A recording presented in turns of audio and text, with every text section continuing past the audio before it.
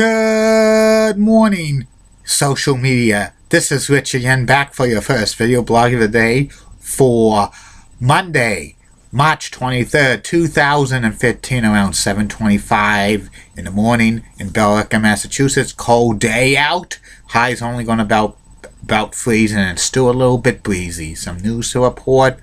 Wisconsin, West Virginia, and Louisville have punched their ticket to the Sweet 16, and it's all decided. The Sweet 16 matchups for the NCAA men's basketball tournament. It continues Thursday night on CBS and TBS. And also, 18 years ago today was the infamous double switch turn in the WWE between Bret the Hitman Hart and Stone Cold Steve Austin in the submission match. This match changed the course of WWE history, and also 18 years ago today, The Undertaker beat Psycho Sid at WrestleMania 13 to win the WWE title. That's about it on that. My first video subject of the day is my review of WrestleMania 11, the granddaddy of them all pay-per-views for the WWE. This year's WrestleMania in 1995, which occurred, happened at the Hartford Civic Center, now known as the XL Center in Hartford, Connecticut.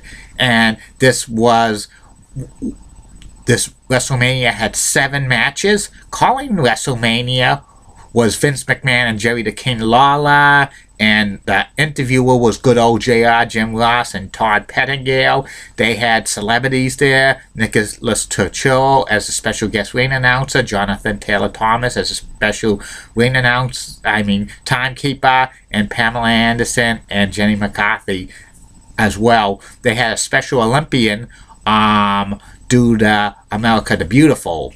And here are the matches that happened at WrestleMania 11. The first match was the Blues Brothers, Jacob and Eli Blue, who were the Blues Brothers in ECW and other regional organizations, and also their real name is Ron and Donald Harris, and they were managed by Uncle Zebekiah, who was Dutch Mantel, and they faced off against the Allied Powers, Lex Luger and the British Bulldog, Davey Boy Smith. It was a makeshift tag team with Lex Luger, who's from the United States, and the British Bulldog, who's representing England, even though the British Bulldog moved to Calgary, Alberta, Canada years prior.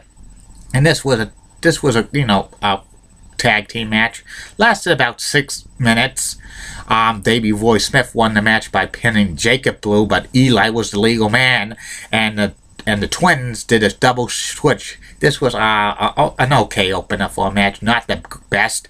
And the Allied Powers theme music was a hybrid of Lex Luger's theme music and the British Bulldog's theme music. It was a hybrid of it.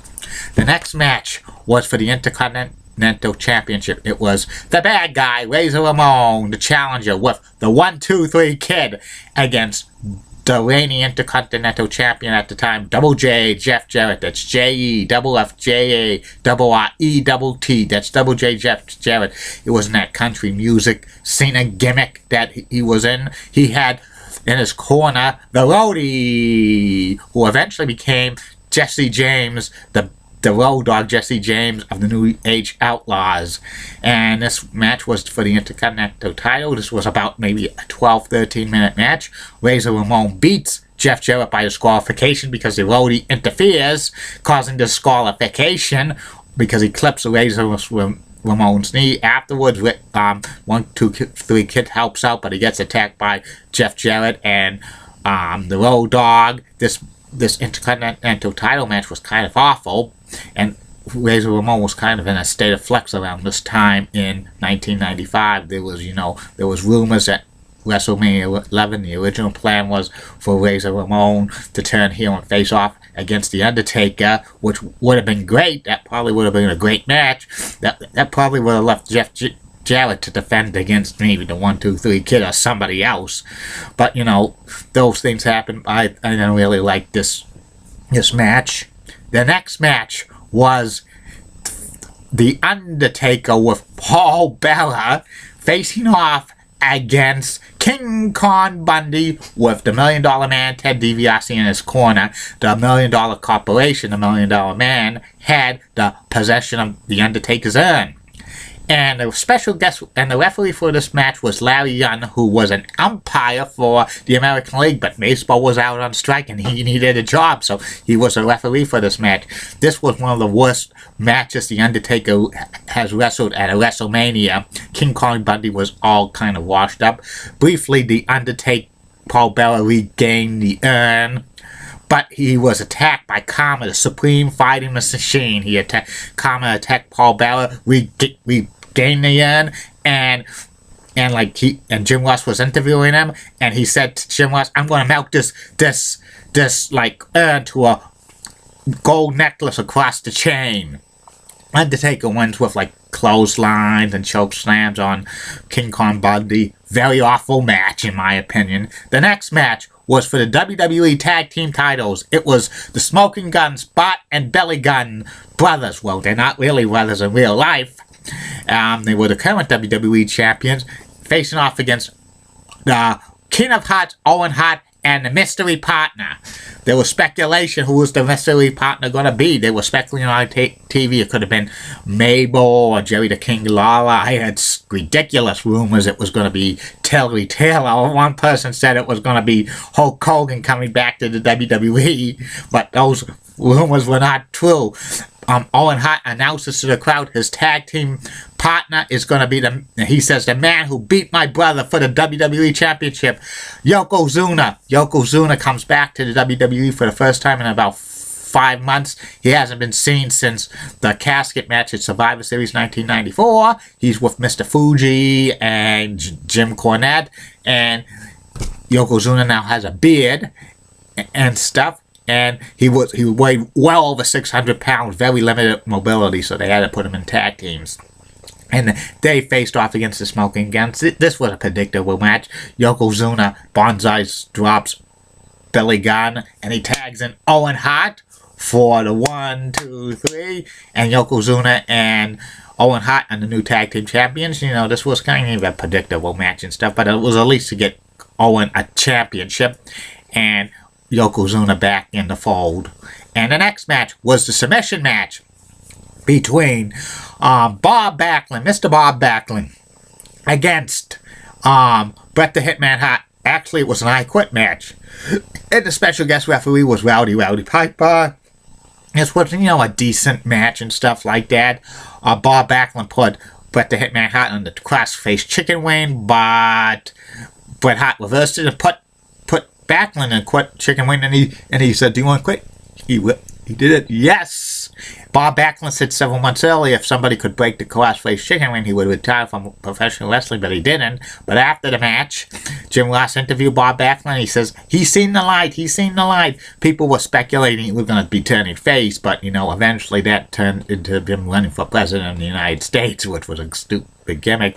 This submission match was a surprising good match and stuff. Bret Hart said it was, in his book, it was the worst match he ever wrestled on a pay-per-view, but I tend to differ. And then there was the title match, the WWE title match. It was Big Daddy Cool Diesel, the reigning WWE champion, against Shawn Michaels, the Heartbreak Kid, with his bodyguard Psycho Sid in his corner, and he was supposed to be accompanied by Pamela Anderson. But before the match, Pamela Anderson and Shawn Michaels got into a fight, so Shawn Michaels was escorted by Jenny McCarthy, and Nicholas Tortillo was the ring announcer, and Jonathan Taylor Thomas was the special guest timekeeper, and then Big Daddy Cool comes out, and Big Daddy Cool has Pamela Anderson in his corner and stuff like that. And this was an awesome match between Shawn Michaels and Big Daddy Cool Diesel. It was amazing. Shawn Michaels super kicks Diesel, but the referee turns his ankle and stuff, and when he goes 1, 2, but Big Daddy Cool kicks out, and then the referee gets knocked out. Sid throws the referee back in, and then more and more action-packed match. Diesel hits the power bomb on Shawn Michaels for the 1, 2, 3. Diesel retains the WWE title. This was probably one of the best matches that Diesel's ever wrestled and Shawn Michaels has ever wrestled. And Diesel retains the WWE Championship. I thought Shawn Michaels was going to win the title at WrestleMania 11. They were building up, but no heel up to this point have ever won the WWE title at WrestleMania 11. And the fans were 50-50 on Shawn Michaels and Big Daddy Cool Diesel, but they were cheering more for Shawn Michaels even though he was a heel. Then the main event, it was Bam Bam Bigelow with the $1 Million Man Ted DiBiase and the $1 Million Corporation against former New York Giants linebacker Lawrence Taylor with six NFL players around the ring, including Steve Mongo Michaels and Reggie White, among others. And special guest referee was Pat Patterson. This build-up for the match for Bam Bam and Lawrence Taylor happened at Royal Rumble 1995 when Lawrence Taylor was laughing after Bam Bam Bigelow lost in the WWE Tag Team title tournament to the 1, 2, 3 Kid. Bigelow shoved him. Bigelow was suspended for 30 days, but this was an angle, and he kind of insulted LT and stuff for a few times. LT's lawyers represented says legal action could have been taken and stuff like that, but eventually LT agreed to a match with Bam Bam Bigelow, and this match was a very awesome match. It was, probably about 12 minutes or so. LT wins by a power bomb, and then 1, 2, 3 afterwards, the $1 Million Man Ted DiBiase was mad at Bam Bam Bigelow. He was saying he was a disgrace to the corporation, stuff like that, and stuff like that. Lawrence Taylor, this was the only match that Lawrence Taylor's ever wrestled, and he was pretty good at it, in my opinion. He could have made a career out of it if he tried to, but Lawrence Taylor at this time probably was into too much drugs and stuff in the WWE. It kind of had a stingent drug policy and stuff like that, so he probably wouldn't have made a great career, but he probably would. Who knows? I think Vince was trying to capitalize on something very big right during this time, because WCW was overtaking them in popularity and stuff.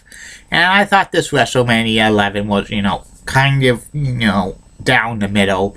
I'd give it maybe a 6 out of 10, a little bit above average in my opinion, basically because of the LT and Bam Bam Bigelow match, and Big Daddy Cool Diesel and Shawn Michaels match, and also the celebrities with Pamela Anderson and Jenny McCarthy and Jonathan Taylor Thomas, because they were big stars in 1995, and it was awesome to have them at a WrestleMania. Also, this was the last WrestleMania for a few years they would didn't have any celebrities. And also an interesting fact, the main event between Bam Bam Bigelow and Lawrence Taylor, that's the only WrestleMania match to date, WrestleMania main event match to date, that both participants were never WWE champion. That's an interesting fact. Well, tomorrow I'm going to be reviewing WrestleMania 12 from the Honda Center in Anaheim, California, which the main event is the Iron Man match between Bret the Hitman Hart and Shawn Michaels, 60 minutes for the WWE title. Be back later on for my take of what I think about the class of 2015 WWE Hall of Fame, and the third and final video blog of my personality profile, which will be about the late great game show host and producer Jack Barry. Have a good day, everybody.